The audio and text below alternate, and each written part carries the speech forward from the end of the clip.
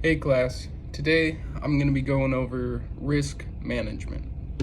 So there's a few different definitions to risk management depending on what you're talking about. There's a different definition for business than there is for what there is for flying. The closest thing I could find that would relate to flying was risk management is the identification, evaluation, and prioritization of risks, followed by coordinated and economical application of resources to minimize, monitor, and control the probability or impact of unfortunate events or to maximize the realization of opportunities. This is basically talking about how we use our SRM and CRM to manage our workloads and keep our flight safe. You know, the ultimate goal of any flight is the safety of the passengers and the crew. And risk management teaches us how to deal with impending hazards or risks that we are bound to come across during our flight. I found this picture on aviation safety blog, and it says, what is the process of risk management in aviation SMS? And it shows awareness, identify, evaluate, controls, implement, and monitor. Now we are going to go through each of these little sections in the risk management. So aviation safety blog .asms-pro.com. Here's the picture we were just looking at. Awareness. Most risk management processes model place identification as the first step in risk management. But in reality, awareness precedes everything else. To be able to identify risks and hazards, employees need to be aware of the unique risks of their environment. And awarenesses come in several different ways. There's industry experience, which is just the experience you've had. If you've had thousands of flight hours, you're going to be more aware of weird sounding noises or things that feel off in your flight. Experience in particular environment. So that is, if you've flown through multiple storms, you will have a better idea of what to expect compared to pilots who have not flown through any storms. Special training with an employee's area of work responsibility, aviation safety managers, the ability of safety management to detect trends between certain conditions and certain actions, industry specific hazard identification training. So awareness is just figuring out what is going on, identifying the risk. Before you can do anything about a risk, the first thing you need to do is figure out what the risk is. What is the problem? Next, we'll be going over identify and report. Talks about accidents, incidents, and other irregularities. Generally, these manifestations arise from improperly controlled conditions and actions in the work environment, technology and equipment, and work activity. So identify and report is you in the cockpit. Awareness, you're gonna figure out what's going wrong. Identify, you're gonna single it out and report what is going on with this subject, with this specific problem, this specific item in your cockpit. What is happening to it? What is making it not do what it's supposed to? And as we move on, we get to evaluate, assess, and analyze risk exposure. I want to show you guys this chart because this is a very important chart. I'm going to open it in a new tab so you can see it better. Here it is. So, severity and likelihood. This is the risk management chart from high risk to low risk, medium risk. That's what these colors are. yellow in the middle, red over here, and green. So we have no safety effect, minor safety, major, hazardous, and catastrophic. So if there's no safety effect and it's frequent, low risk.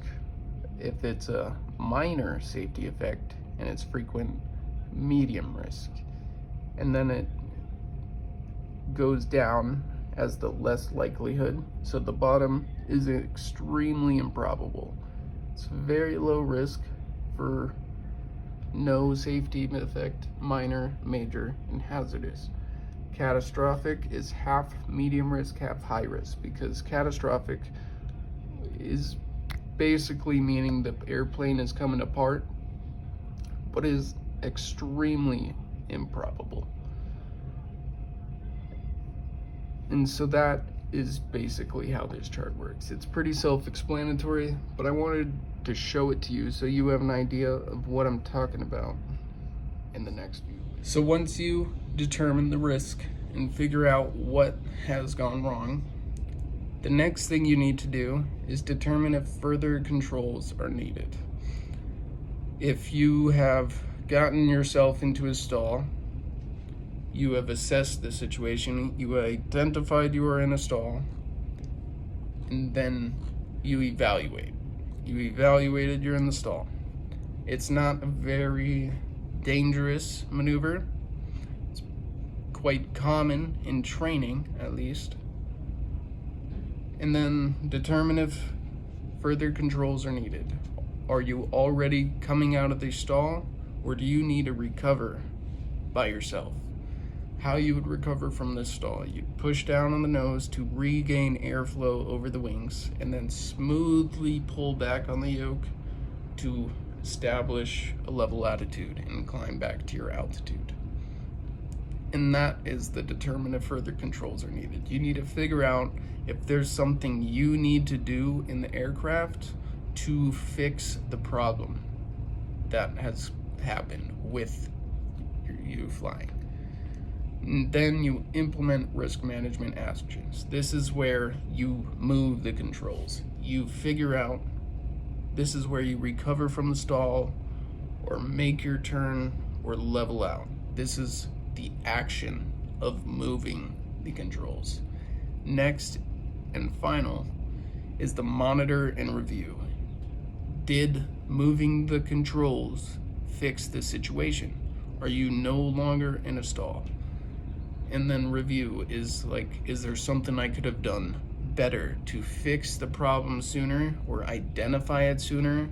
How did this problem occur, and how can I keep it from happening in the future? Now I'm gonna go over 3 safety checklists. These checklists are used before your flight to determine if it is safe to go fly. So the first checklist I will be going over is the I'm safe checklist.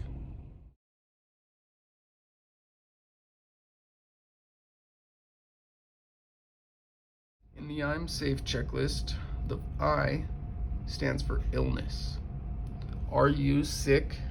Are you feeling okay? Do you have a stomach ache? All of these things affect your flying capabilities, because you could be distracted from this physical illness, and that can affect your flying, your mental capabilities, and how aware you are. Next is medication. As I'm sure we all know, there are medications that make you drowsy. Ones that say do not operate heavy machinery when on it. So an aircraft would be considered heavy machinery, in my opinion, as would a car, because these are machines that you are controlling. And if you are drowsy, it just enhances the risk without needing to. Next is stress. What's going on in your life? You know, are you overwhelmed with school? Is there family problems going on? You need to be able to keep a level head and stay on topic when you're flying. You need to be aware of your surroundings and know what you're doing. Flying has to be the only thing on your mind when you're in the aircraft.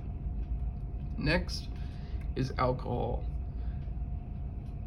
The rule that I know is 8 hours bottle to throttle, and then your blood alcohol limit is 0.04. A better thing would just be not to drink when flying. Like if you're flying the next day, don't drink the night before. Just kind of stay safe. You don't want to go up and fly and then get yourself and all your passengers hurt just because you decided to have a night of partying. It's not worth it. Next is fatigue. Have you gotten enough sleep? This also kind of ties in with alcohol and the medication, drowsiness, because these things deteriorate your mental capacity and your ability to determine situations and fix the problems at hand. So you need to make sure you're getting enough sleep. Next is emotions. This also has to do with stress. How are you feeling? Do you have family problems going on? Are you able to focus solely on flying? Next is the PAVE checklist. Pilot, aircraft, environment, external pressures. Pilot is very similar to the I'm safe checklist.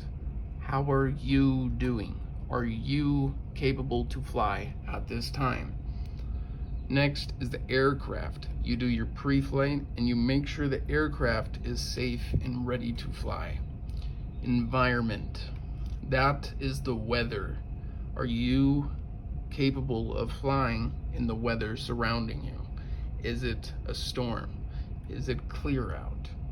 How will this affect your flight? Next is external pressures. This is kind of like if your boss really needs to get to somewhere, but there's a storm and he's pushing you to go. That is just creating more unnecessary risk. Take a car. It's a lot safer than flying through a thunderstorm.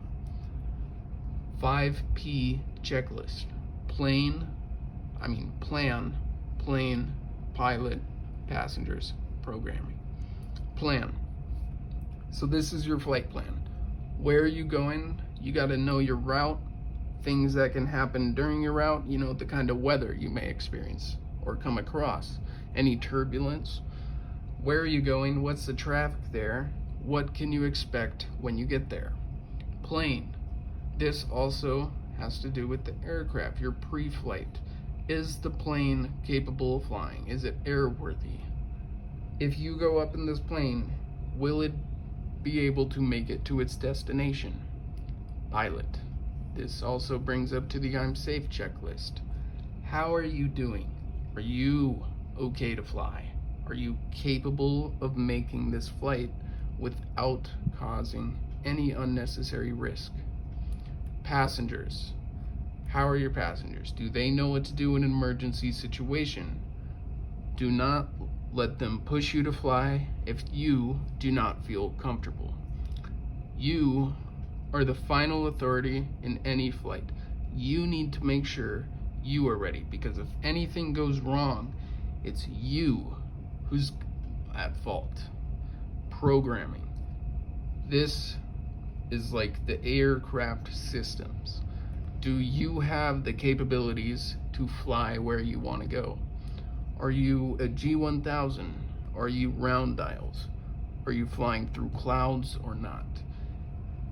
I know if it was me, if I was flying through clouds, I would much rather have a G1000 because it gives me that extra little bit of situational awareness and it helps me figure out where I am location-wise compared to the round dials.